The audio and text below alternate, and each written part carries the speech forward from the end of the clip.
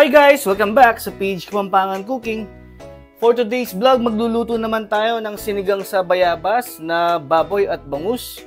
Or mas kilala sa aming mga Kapampangan, tawag namin dito bulanglang. Okay, tara, simulan na natin. Ang una natin gagawin, igisa muna natin yung baboy. Siyempre, meron tayo ditong bawang. Mga 6 cloves na bawang yan guys. Ibabrown lang natin ng konti yan.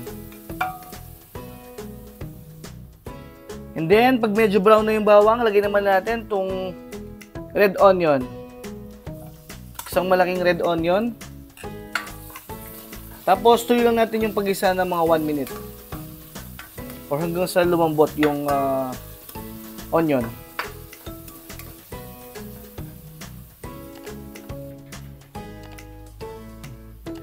Kapag okay na yung sibuyas, ilagay na natin itong 1 kilogram na pork belly.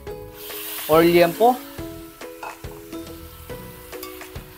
Then, gisa lang natin yan hanggang sa mag-brown yan. Or hanggang sa mag-iba na yung kulay niyan.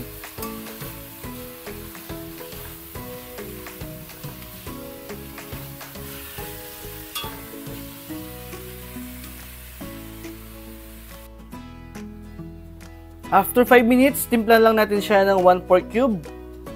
At saka patis. Siguro mga 1 kalahating sandok muna. Then, tuloy lang natin yung pag-isa. Hanggang sa matunaw, no, yung nilagay nating cube.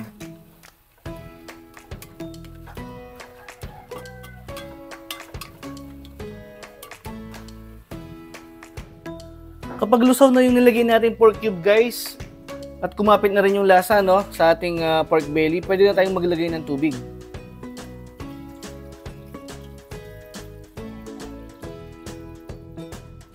At saka natin takpan at antayin lang natin kumulo yan. After few minutes, kapag kumukulo na, no, yung niluluto natin, pwede na natin ilagay itong gabi. Saka itong bayabas, siguro mga 1/4 kilograms ito. Then, haluin lang natin ng bahagya. At saka natin takpan ulit. At ituloy pa natin yung pagluto ng mga 40 minutes or hanggang sa lumambot yung ating pork belly. After 40 minutes, check natin kung malambot na yung pork belly. Malambot na siya guys. As you can see, medyo nag-lessen na yung sabaw, no? Mag-add pa tayo ng konting water. Maglalagay na rin tayo nitong mamasitas sinigang sa bayabas para mas malasa at mas malinamnam yung ating sabaw.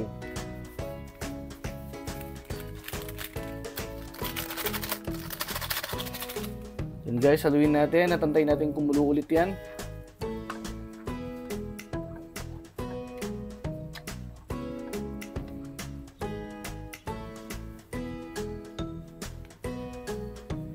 Yan, ngayon naman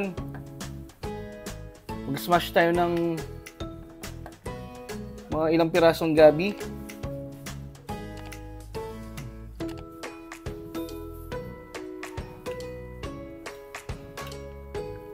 Yan.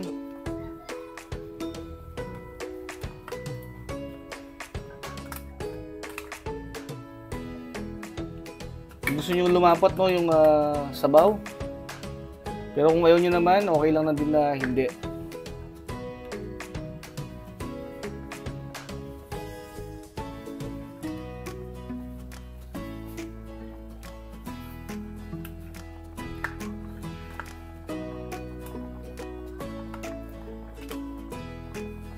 Init.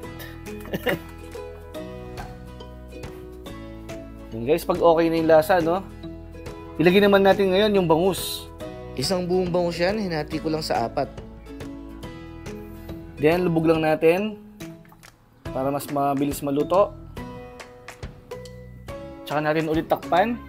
At ituloy lang natin yung pagluto ng mga 8 to 10 minutes.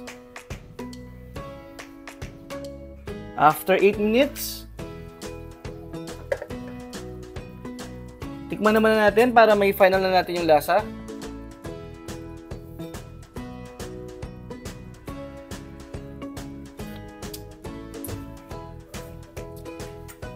Para sa akin guys, okay na yung nilagay nating patis at saka pork cube kanina, no? At saka may konting alat na rin kasi yung nilagay nating sinigang sa bayabas na powder. Maglalagay na lang tayo dito ng 2 tablespoon na sugar. Pangbalanse sa lasa. Then, haluin lang natin ng bahagya.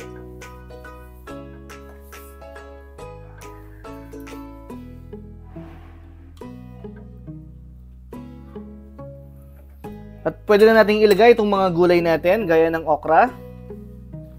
Depende na sa inyo guys, gaano kadami gusto nyo. At saka kangkong. At siling pangsinigang.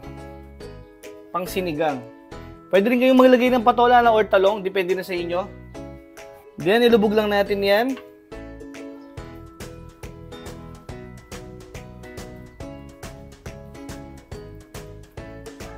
At saka natin ulit takpan at ituloy pa natin yung pagluto ng mga 10 minutes. After 10 minutes, luto na yung ating bulanglang. Kung umabot ka sa part ng video na to, maraming salamat sa iyong panonood. At kung hindi ka pa nakasubscribe, mag-subscribe ka na rin. Pakiclick mo na rin yung notification bell para ma-update ka sa mga susunod pa nating video gaya nito. Okay guys, hanggang sa muli. Bye!